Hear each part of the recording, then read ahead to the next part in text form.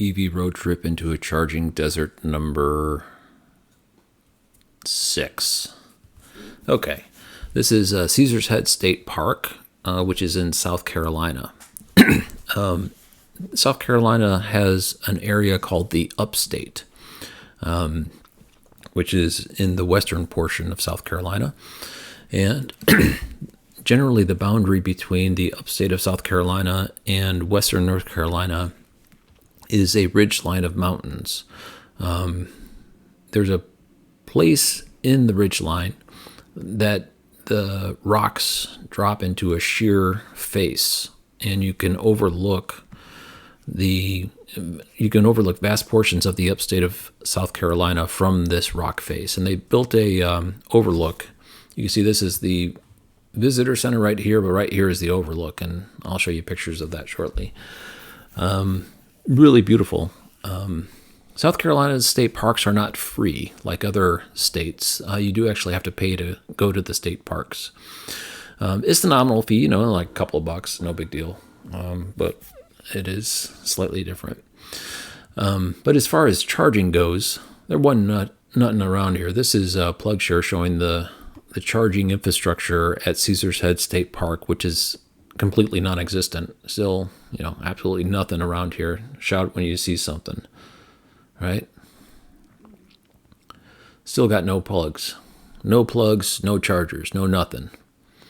Right here, Tuxedo has a plug you could plug into and get a trickle charge. Where I got my last charge was this one right here, East Main Street in Saluda. Again, I did this trip completely on free chargers, so I had zero charging cost. Here's my Volvo XC40 Recharge. The charging station in Saluda was put in with a partnership of the state of North Carolina. And you have 4-hour charging. You also had Wi-Fi, which was really nice. The city put in a free Wi-Fi thing, so you're able to connect while you're charging. J1117 charger at Clipper Creek. Right in downtown, and there's not much to the downtown. You can tell it's a really old railway town that's trying to reinvent itself. But I spent a good deal of time charging here because this was it. After this location, there were no more chargers, and so I camped out there for a good bit of time. And there's two things that the park is known for. One is the overlook that I mentioned, overlooking the upstate of South Carolina from the sheer rock face ridge. And the other is something called Raven Cliff Falls. About a 6-mile hike to get here. Not too bad, but it's through marked trails. The incline starts to get pretty severe towards the end. There it is. One of the big drop-offs of Raven Cliff Falls. Right there.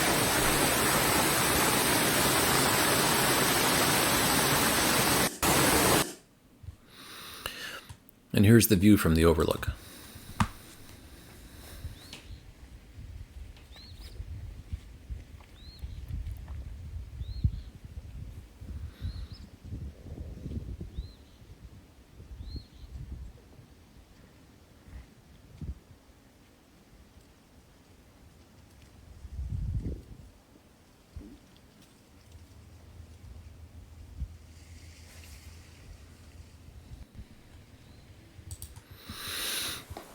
Okay, so sticking with the only free charging trips challenge that I added to myself a few times back in order to do EV road trips into charging deserts on free chargers only. Nissan seems to like to offer free chargers. When I got there, this thing was actually occupied. Someone stopped by, dropped off their Nissan Leaf, and left it there for 90 minutes. And I was stuck on a level 2 charger for I don't know, maybe 20 minutes or so before they came back and liberated the DC fast charger for me. So I pulled for 20 minutes just to kind of top off before I headed along my way. It wasn't that far from my house to this location. I was just looking to top off before I continued my trip. And then I pulled into an Ingalls in Shelby, North Carolina. Ingalls do offer free level 2 charging at many of their locations, not all of them, but many of them. This one included, pulling 6.6 kilowatts. I think I spent maybe an hour there. I was posting up for the night.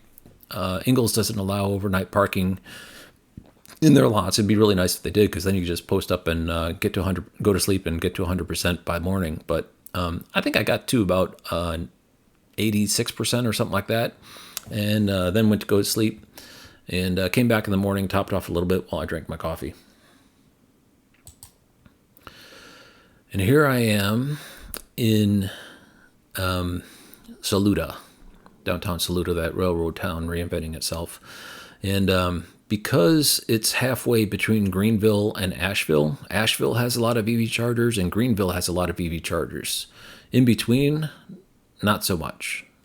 So this one was really nice to have, and it's new equipment, and as I mentioned, free Wi-Fi. There it is on the post right there, so you could post up here and plug in and charge up and check your social media while you're charging. I got my glamping set up so I could take a nap too if I wanted to. I think here what I did is I chewed on some cold chicken for breakfast and caught up on some work emails because they were bothering me at work over some silly thing that I needed to take care of.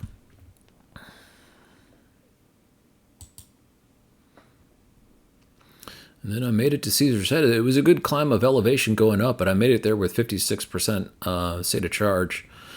So I felt really good about that. It felt successful to me.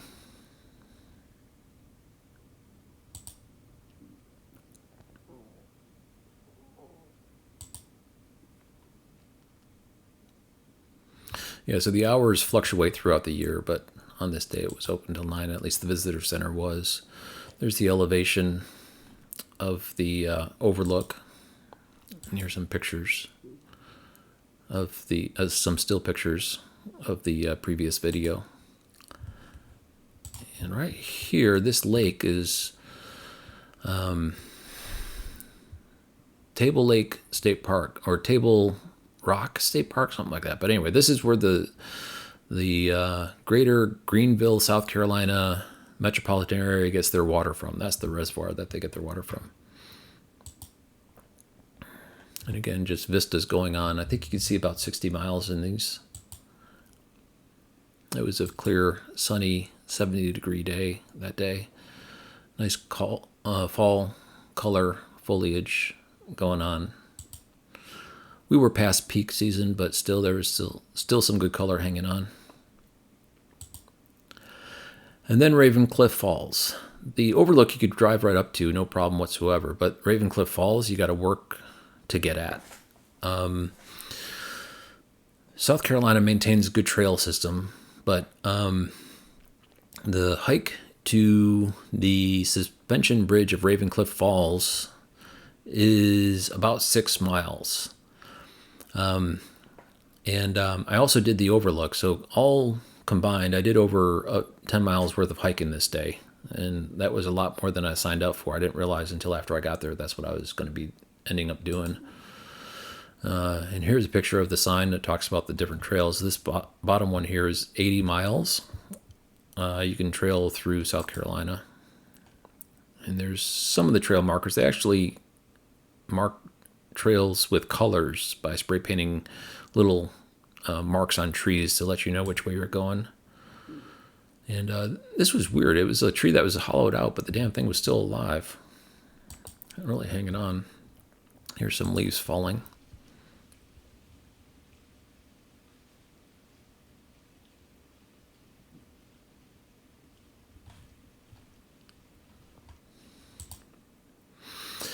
And there's Ravencliff Falls. Let me pause here. This is the main fall, and there apparently is no way of getting down here. The trails go like on either side of it. And right about here is the suspension bridge that you're going to see. Or maybe it's right about here is the suspension bridge that you're about to see.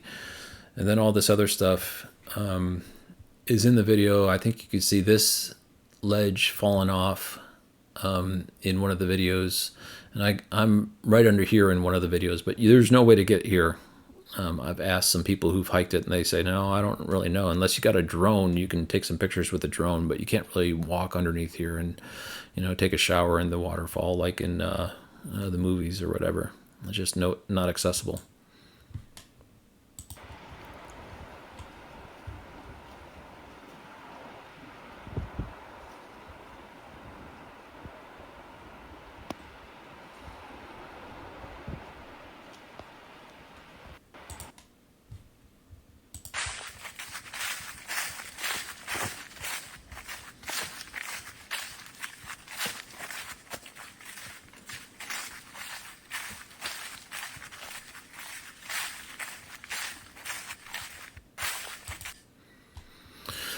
And now I start to approach the falls. After that quick change of slides was a 6-mile hike.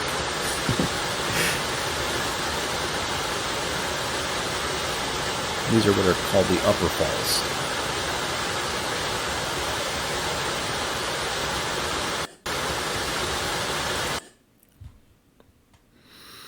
There's a still shot of it.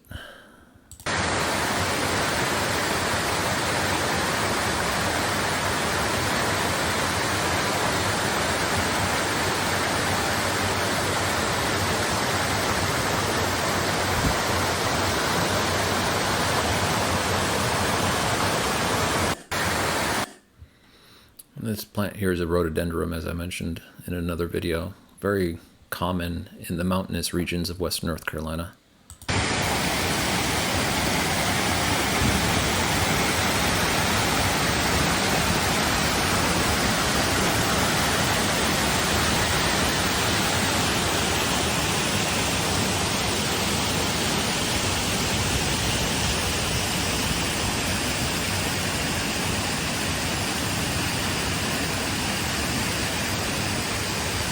The suspension bridge you're going to see here in a second. The suspension bridge is where the trail ends unless you go to the additional strenuous hike, which I did not do. There's a warning sign there that cautions against it unless you're properly prepared.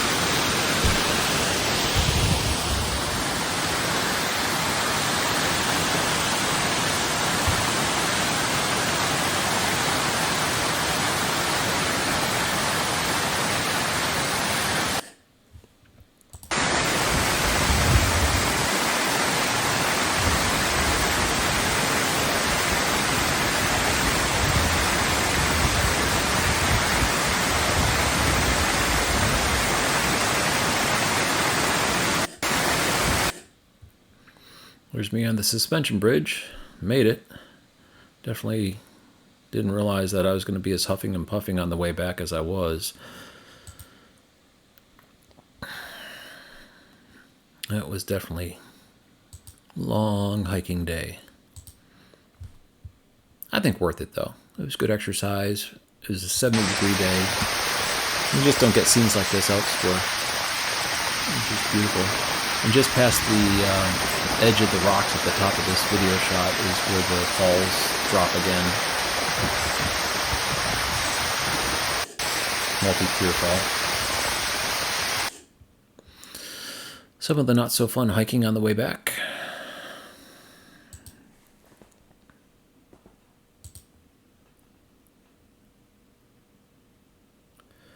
Yeah, so for the overlook, it's the red trail, and then if you want to go to the suspension bridge, it's the red trail followed by the blue trail followed by the pink trail. And you combine those three together to get the path to the suspension bridge.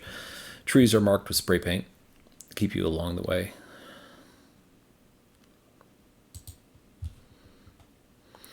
And this was a different location on the way back that had a vista, a little pull-out that you can go look at. I forgot the name of it.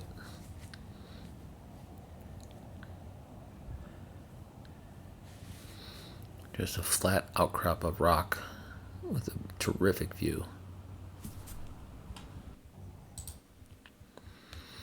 That was it. Another successful EV road trip into a charging desert.